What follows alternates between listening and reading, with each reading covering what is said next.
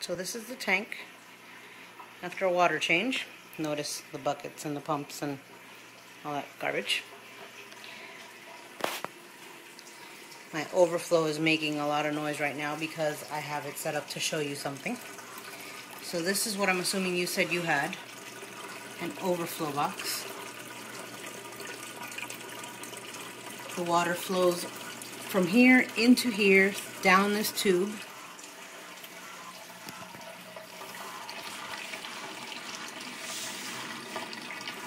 I don't know what's up with all the noise it's making. And then these pre-filters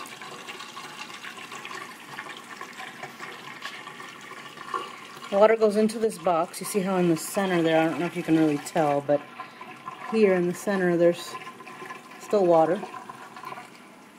Then it goes down that tube, and these pre-filters, as you can see, gather up all the yucky. Mind you, I haven't changed those out yet. So the water goes down the tubes right here, kind of like pool hoses, and they go into the sump that's down here.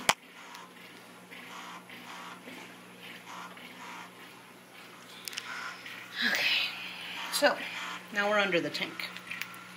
I'm going to turn you sideways. So the water comes in from above, right here. It goes down into the compartment under here, which is, haven't changed those either. Goes down into there, and that tray that it's sitting in is full of little holes. The water trickles over the bio balls, which are soon going to be replaced with live rock in my case because I have a reef. In your case, the bio balls will be just fine. They are sitting on an egg crate that keeps them elevated so they don't sit in the water. Then the water flows underneath here. And I don't know if you can see it in there, but right about where my finger's pointing, there's a hole. And there's another one right there for the water to come out. And then this down here is my return pump, which via this green hose goes all the way up and returns the water to the tank. You don't need this contraption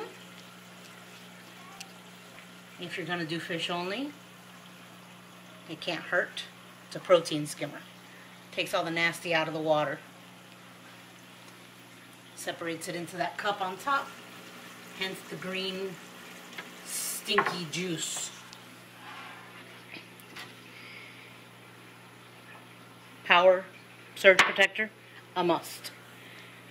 Cords should always have that loop so that if any water does drip down, it falls there. It doesn't go into your electrical outlet and cause big problems. So then the water goes up that tube. Let me turn the flash off. Water goes up that tube, and that right there in the center of the screen is the return, which, as you can see from all the stirring up I did, now I've got particles everywhere. That power head is actually disconnected and is coming out tonight because I replaced it with that one.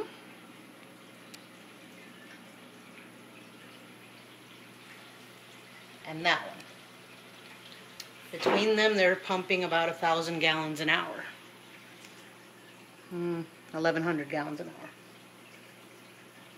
Yeah, 1,100 gallons an hour. So that's basically it.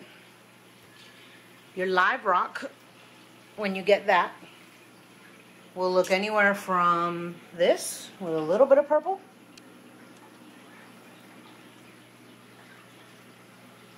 it's my Royal Brahma.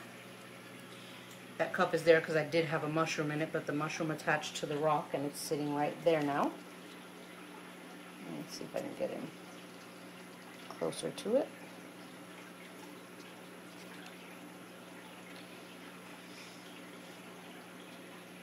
So your rock will look anything from that to this. Lots of purple. Or that's a turbo snail on top, by the way. Or even more. The gravel I was talking to you about is this crushed coral. You see it's just tiny little pieces of, like what washes up at the edge of the beach. Or you could get sand, which, hello, is self-explanatory. So there's the sand. I have about a 60-40 mix because the sand that's in here came from our other tank. I mean the crushed coral, and then we added 40 pounds of sand. 40 or 50 pounds of sand. So what I was talking to you about, simple corals, if you wanted to go that route, that's one of them. Doesn't look very heavy right now for some reason. It's not very bright, but it's a toadstool leather.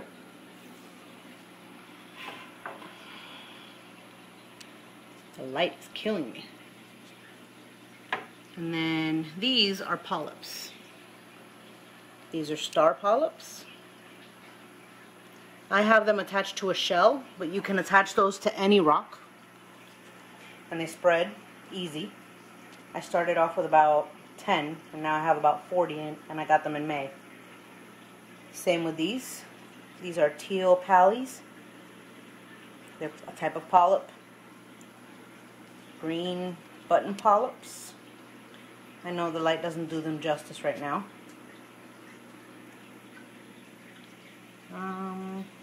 That's pretty much it. I think that, and the mushrooms, like what I showed you earlier, those are going to be your easy keepers. It's time for lights out, so I'm going to show you what I was talking about. Let me show you a couple of the fish that have decided to come and say hello. This is the lawnmower blenny. His specialty is eating algae. He's very chismoso, very nosy. This is a firefish goby. Very cool colors.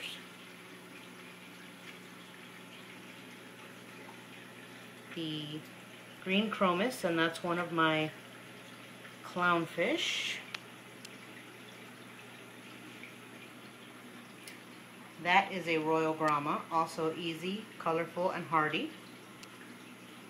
I started off with all hardy, easy, inexpensive fish.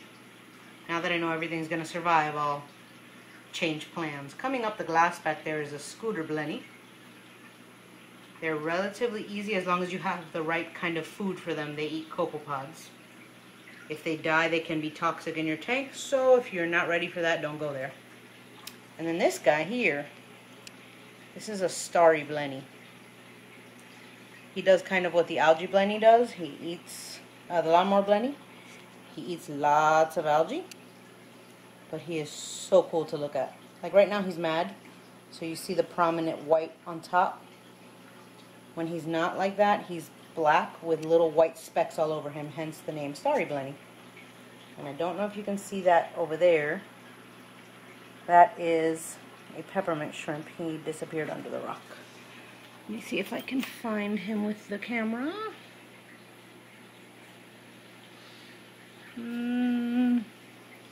He does not want to make himself seen. And that right there is a red Mithrax crab. Reef safe, really good. As you can see, he just cleans the rock all day long. And then this guy is a conch. Don't get hungry. He serves a purpose. As you can see, he's got his eyes sticking out, and with his trunk he's eating algae. And he stirs up the sand, which is a good thing to keep. He scavenges the sand. Right now he's scavenging the glass. He was blowing you kisses. So that's it. That's the reef tank. You got your work cut out for you. Prepare for the addiction.